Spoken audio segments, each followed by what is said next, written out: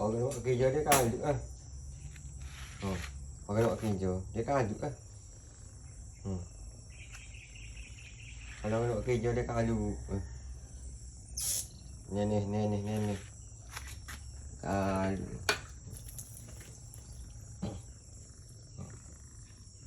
Kalut. Orang nak kerja dia kalut. Lepas tu mula lah. Orang nak kerja tu. Dia kalut.